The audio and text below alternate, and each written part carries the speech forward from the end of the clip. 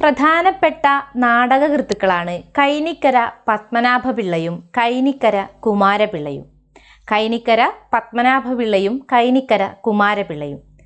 അതിൽ കൈനിക്കര പത്മനാഭപിള്ളയുടെ പ്രധാനപ്പെട്ട നാടകങ്ങളാണ് വേലുത്തമ്പിദളവ, കാൽവരിയിലെ കൽപ്പപാദപം, യവനിക, വിധിമണ്ഡപം, അഗ്നിപഞ്ചരം.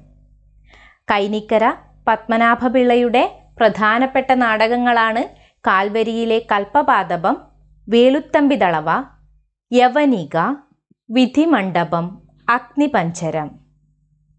അതുപോലെ കൈനിക്കര കുമാരപിള്ളയും നിരവധി നാടകങ്ങൾ രചിച്ചിട്ടുണ്ട്.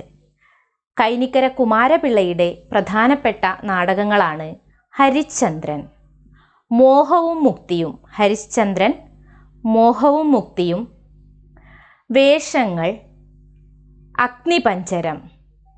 ഹരിശ്ചന്ദ്രൻ, മോഹവും മുക്തിയും, മണിമംഗലം, വേഷങ്ങൾ, അഗ്നിപരീക്ഷ. അഗ്നിപഞ്ചരം പത്മനാഭപിള്ളയുടേതാണ്.